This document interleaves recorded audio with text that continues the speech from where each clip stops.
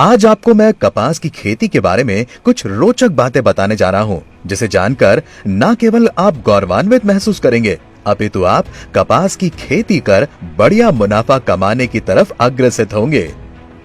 कपास की खेती मानव जाति की महान खोजों में से एक है। कपास एक ऐसी वस्तु है जो वस्तुतः हर जगह उपलब्ध है। भारत में कपास उत्पादन ने हजारों वर्षों से वस्त्रों पर ध्यान केंद्रित किया है। कपास का उत्पादन कुशल और अकुशल श्रम दोनों के लिए महत्वपूर्ण रोजगार पैदा करता है। इस प्रकार देश की अर्थव्यवस्था को मजबूत करने में कपास मदद करता है। कपास को सफेद सोना भी कहा जाता है और भारत में उत्पन्न कपास की गुणवत्ता को संपूर्ण विश्व बाजार में सर्वश्रेष्ठ माना जाता है। इसके विश्व बाजार में दाम अच्छे मिलते हैं और किसानों को मुनाफा भी अच्छा होता है। आइए अब मैं आपको कपास की खेती में पौधों की विशेषताएं एवं रख रखाव के बारे में कुछ रोचक बातें बताता हूँ। कपास अपने आप में एकमात्र ऐसी फसल होती है जिसमें वनस्पतिक विकास यानी पौधों में शाखों का बनना, जड़ों का विकास होना इत्यादि के साथ साथ फूल और फलों का निर्माण एक साथ होता है। पौधों के विकास की इस स्टेज में पोषक तत्वों की कमी को ध्यान में रखते हुए हमें पोषक तत्वों की आपूर्ति समय समय पर अवश्य करते रहना चाहिए। ये बात शायद बहुत कम लोग जानते हैं कि कपास की जड़ें जमीन में बहुत नीचे तक जाती हैं, जबकि मिट्टी में मौजूद ज्यादातर पोषक तत्व मिट्टी के ऊपरी हिस्से में पाए जाते हैं। इंग्लिश में इसे सब सॉइल कहते हैं। इसलिए यह जरूरी है कि कपास की फसल को ऊपर से पोषक तत्वों की आपूर्ति मिलती रहनी चाहिए।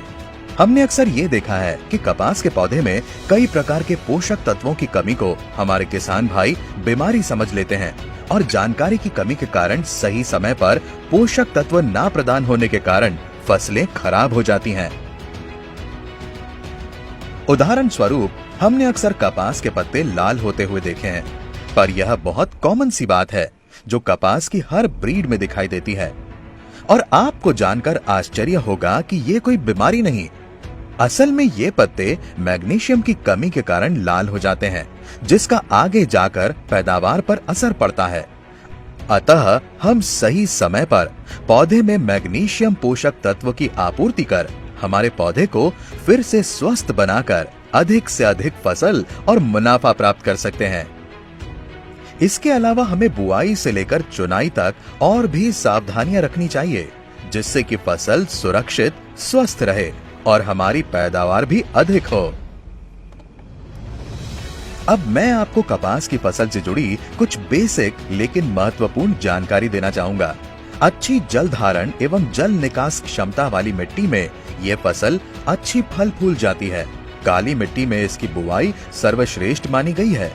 अगर पीएच लेवल की बात करें तो 5.5 से 6 पीएच तक की मिट्टी इस फसल के लिए सर्वश्रेष्ठ है। देश के प्रमुख कपास उगाने वाले राज्यों जैसे कि हरियाणा, पंजाब और राजस्थान में बुआई मई के महीने में शुरू हो जाती है और महाराष्ट्र, गुजरात में जून से जुलाई तक, तेलंगाना, आंध्र प्रदेश, तमिलनाडु में मई से लेकर जून तक।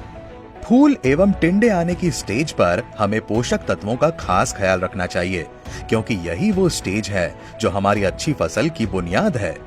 इस स्टेज में सही मात्रा में पोषक तत्व देने से हमारे पौधे का विकास अच्छी तरह से होता है। ये समय हमारे पौधों में कलियां, फूलों और शाखाओं की संख्या को बढ़ाने का होता है। इस समय पोषक तत्वों को देने से हमारे पौधों में बीमारियों से रोकथाम होती है और पौधों में कपास के टिंडों की सुरक्षा होती है। हमारे पौधे में एक समान टिंडों की पर्याप्तता एवं उन्हें विपरीत परिस्थिति में गिरने से बचाने की शक्ति प्रदान करता है। कपास के फूलों का गिरना एक बड़ी समस्या माना जाता है। इसका सीधा परिणाम फसल के उत्पादन पर पड़ता है। हम किसानों को ये सलाह देते हैं कि फूल बनने की अवस्था में लिक्विड खादों का इस्तेमाल जैसे लिक्विड बोरोन के स्प्रे से इस समस्या से काफी हद तक निदान पाया जा सकता है।